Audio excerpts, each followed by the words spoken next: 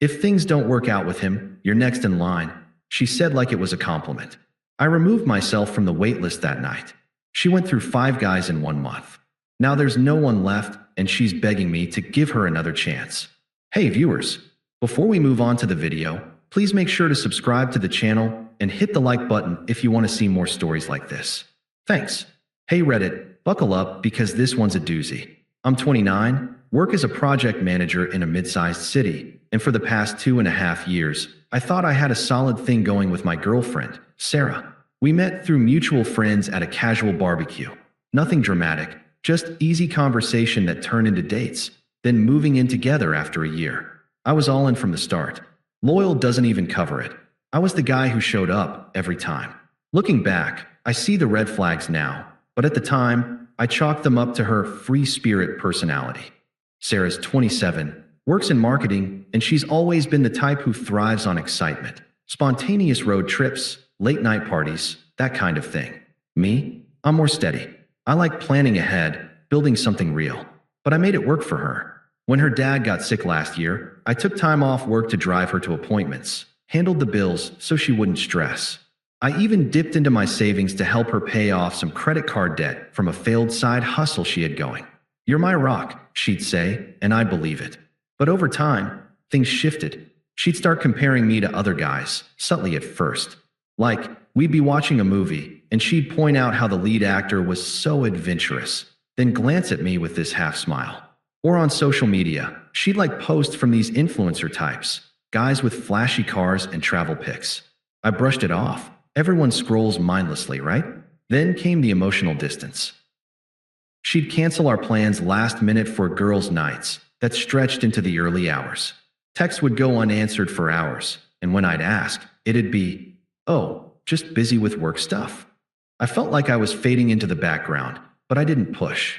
I figured relationships have ebbs and flows. Flashback to about 8 months ago. It was a rough week for her at work. Some project fell through, and she was venting nonstop. I surprised her with her favorite takeout and a quiet night in, thinking it'd help. We were on the couch, her head on my shoulder, when her phone buzzed. She snatched it up quick, but I caught a glimpse, a message from Jake, a guy from her gym. Something flirty, with emojis. I didn't say anything right away. I wanted to trust her. But that night, as we talked, she opened up more than usual. "You're always there for me, you know? Reliable." It sounded sweet, but there was this undertone, like it wasn't enough. A few weeks later, the cracks widened. She started mentioning Jake more, how he was training for a marathon, how he dragged her on these epic hikes. I'd nod, but inside it stung. I sacrificed a lot for us. Turned down a job transfer that could have meant more money, but less time together. Skipped guys' trips to be home with her. And here she was, eyes lighting up for someone else's stories. One evening, after she'd blown off our dinner reservation for a quick coffee with him, I finally asked if something was up. She laughed it off. "You're being paranoid. Jake's just a friend. But hey, he's got this energy, you know? Makes me feel alive." That hit like a gut punch. I was the one keeping things stable, but apparently, that made me boring. It all built to that one night. We'd planned a low-key date. Nothing fancy, just a walk in the park and ice cream, like old times. But she showed up late, distracted, checking her phone every 2 minutes. We sat on a bench, and that's when she dropped it, casually, like she was discussing the weather. So, Jake asked me out properly, like on a real date. I think I'm gonna go for it. I stared at her, waiting for the punchline. There wasn't one. She kept talking, twisting the knife. "Don't get me wrong, you're great. But I need to see what's out there. If things don't work out with him, you're next in line." She said it with a wink, like it was a compliment. Like I should be flattered to be her safety net. I sat there, the world tilting a bit. All those sacrifices, the loyalty. I'd given her everything, and this was how she saw me? A backup option? It was outrageous, the way she phrased it so smugly, as if I owed her my patience while she shopped around. But I didn't yell or beg. I just nodded, stood up, and said, "Okay." Her smile faltered a little, like she expected more drama. That was the start of it all unraveling. For her, anyway. The breakup conversation happened right there in the park, under those string lights they string up in summer. It was surreal. Kids laughing nearby, couples holding hands. And here we were, dismantling 2 years like it was nothing. Sarah leaned back on the bench, twirling her hair, all casual confidence. I could see the dismissiveness in her eyes, like she'd already mentally checked out. So, yeah, she continued, as if I hadn't just gone silent. Jake's got this vibe, you know? He's spontaneous, takes risks. Last week, he convinced me to try rock climbing. Can you imagine? It was terrifying but exhilarating. She laughed, expecting me to join in. I didn't. Look, we've been comfortable, but comfort isn't everything. I need passion, adventure. You've been safe, predictable, and that's fine, but right now I want more. I felt the anger bubbling, but I kept it locked down. More than what? I asked, my voice even. I wasn't going to give her the satisfaction of an outburst. She sighed, like I was being difficult. More than movie nights and grocery runs. Jake talks about traveling to Europe on a whim, starting a business. You're content with the 9-to-5 grind. I love that about you, but it's holding me back. I deserve to explore, to feel that spark again. Her words twisted like a knife. Holding her back? I'd supported her through everything, from job hops to that art class she quit after 2 weeks. But now I was the anchor? And what about us? I pressed, though I already knew the answer. 2 years, Sarah. I thought we were building something. She shrugged, that smug smile creeping back. We were, but people change. If it crashes and burns with Jake, we can always revisit this. You're like my safety net, reliable, always there. That's a good thing. Most girls would kill for a guy like you as a backup. She reached for my hand, but I pulled away. Her logic was so warped, treating me like an option on a menu, expecting me to wait in line while she test drove someone else. It was cruel, the way she justified it, like her happiness trumped everything. Backup, I echoed, keeping my tone flat. That's what I am to you. Don't make it sound bad. She snapped, her dismissiveness turning defensive. I'm being honest. Better than stringing you along, right? If Jake's not the one, I'll come back. We could pick up where we left off, friends with benefits, or whatever. No hard feelings. She said it so entitled, like I should thank her for the demotion. The hypocrisy burned. She'd freak if I ever suggested something like that. I stood up, the park blurring a little. No hard feelings. I repeated, more to myself. She looked surprised, like she expected tears or arguments. Good luck with Jake. And that was it. I walked away, leaving her on the bench, her mouth half open. No confrontation, no pleas. Just detachment. It was the most dignified thing I could do in that moment, even as the unfairness clawed at me inside. Why fight for someone who saw me as plan B? That night, back at our apartment, she didn't come home until late. I could hear her giggling on the phone in the other room, probably to Jake. It confirmed everything. The betrayal felt so undeserved. I'd been committed, given up opportunities for her, and this was the thanks? But I didn't dwell. I started packing quietly, focusing on the logistics. By morning, I'd be gone from her wait list for good. Walking away from that park bench, I felt a mix of numbness and clarity. It hurt. God, it hurt, like a punch to the soul. All those moments I'd sacrificed flashed through my mind. Skipping a weekend getaway with friends because she needed space, covering her share of rent when her job was shaky, even listening to her vent about work for hours while my own stress piled up. And for what? To be told I was next in line? The confusion lingered for days. Why wasn't loyalty enough? Was I really that forgettable? But I didn't beg or lash out. That wasn't me. Instead, I channeled it into action, calm, methodical. That night, while she was out, probably with Jake, I packed my essentials into a couple of duffel bags. Clothes, laptop, a few books. The apartment was mostly in her name anyway. I'd been the one paying most bills, but I wasn't about to fight over that. I left a note on the counter. Rent's paid through the month. Take care. No drama, no accusations. Just facts. By morning, I was at a buddy's place crashing on his couch. He didn't pry much, just handed me a beer and said, "Her loss, man." I blocked her number, socials, everything. Disappeared from her life like a ghost. It wasn't revenge, it was self-preservation. The silence hit hard at first. I'd wake up wondering if I'd overreacted, replaying her words in my head. Safety net. Next in line. It was infuriating, the way she'd said it so casually, like I should be grateful. But sitting with that unfairness, alone in the quiet, I started to see it for what it was. Her problem, not mine. I gave myself time to breathe. No rebound dates, no venting on social media. Instead, I focused on me. Hit the gym harder, something I'd slacked on while prioritizing her schedule. Picked up hiking on weekends. Ironically, the adventure she craved but never did with me. At work, I threw myself into projects, even volunteered for that out-of-town assignment I'd passed on before. It paid off, got a raise, started feeling capable again. The confusion faded into resolve. Why chase someone who treated me like an afterthought? I deserved better than being anyone's backup. Weeks turned into a month, and the emotional fog lifted. I'd sit with the pain, acknowledge it, then let it go. A quiet dignity settled in.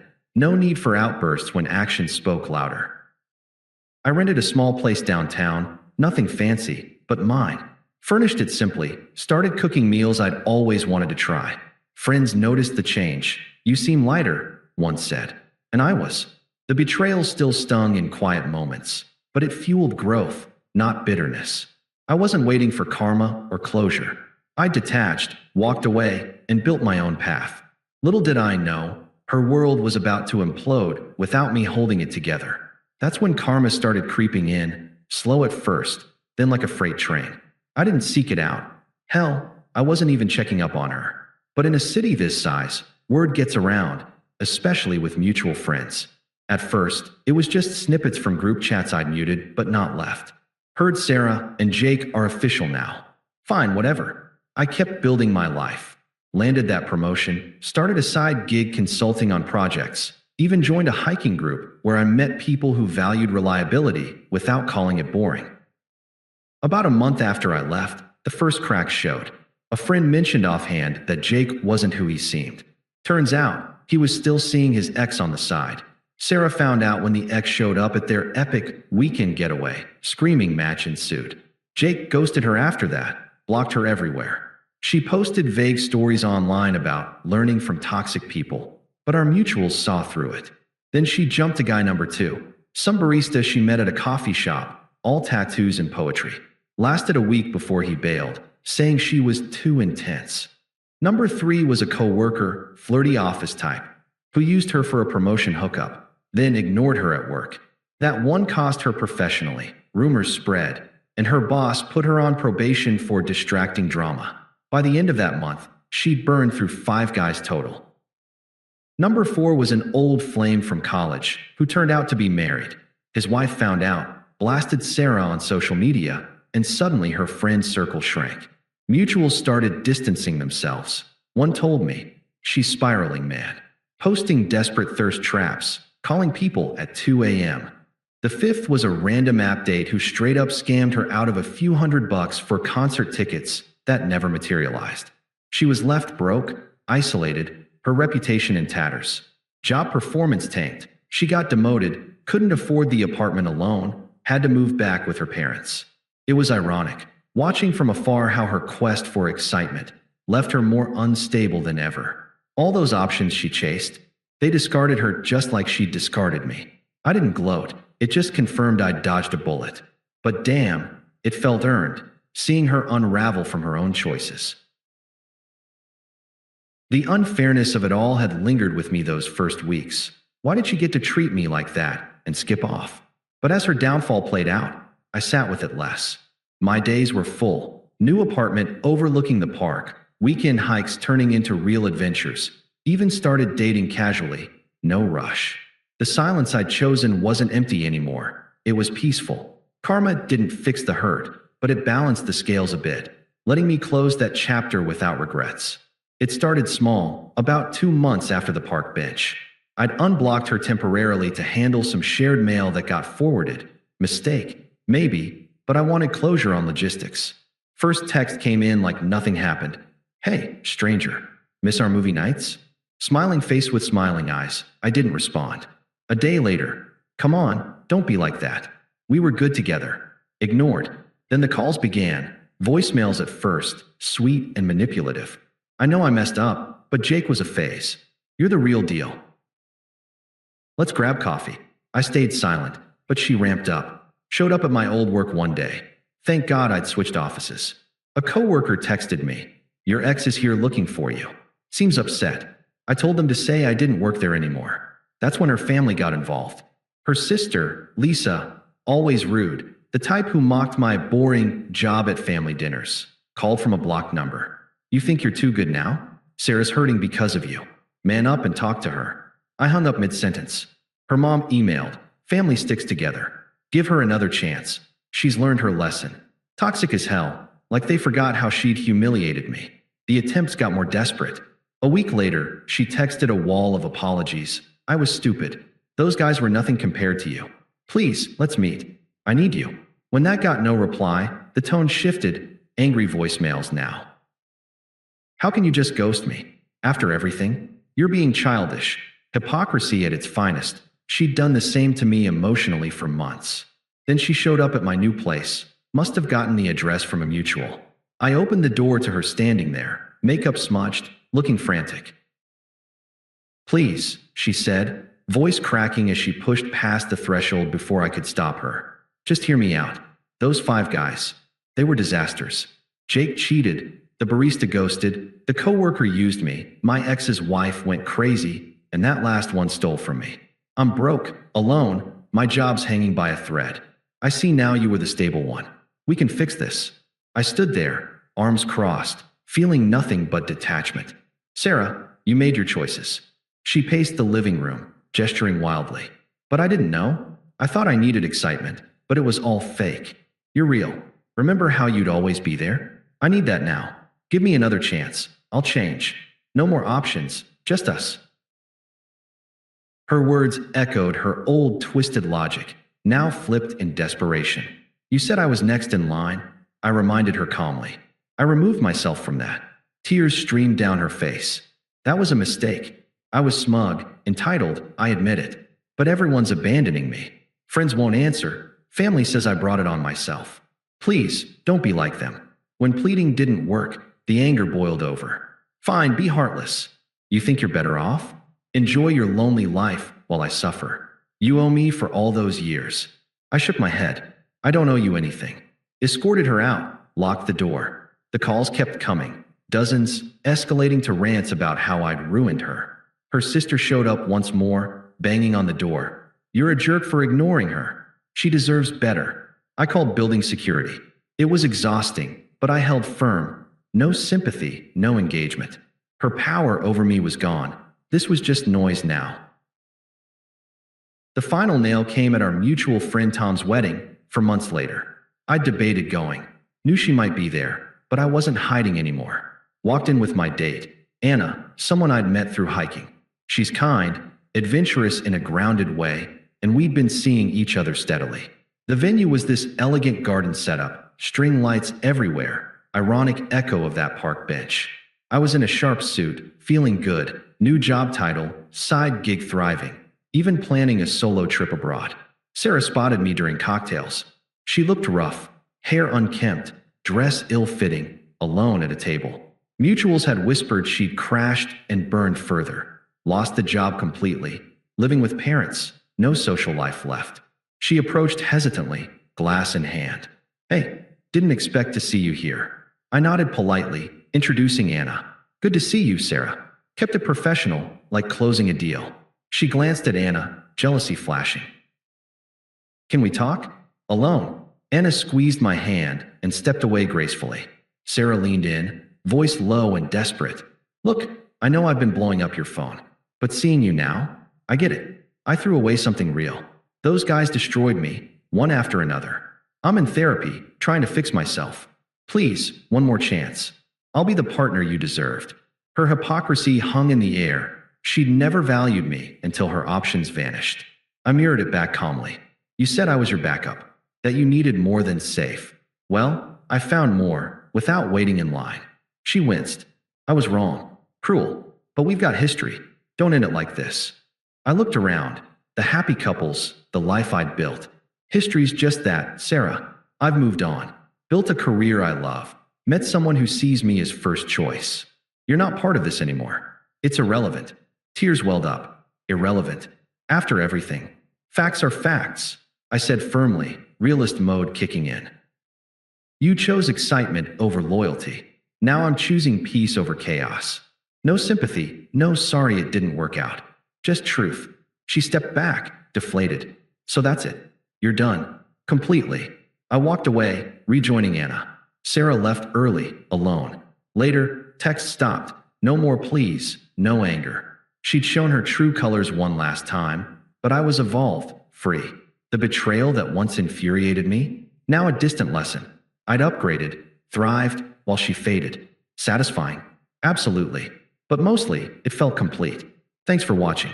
Make sure to subscribe to the channel and hit the like button. What do you think about this story? Share it in the comments.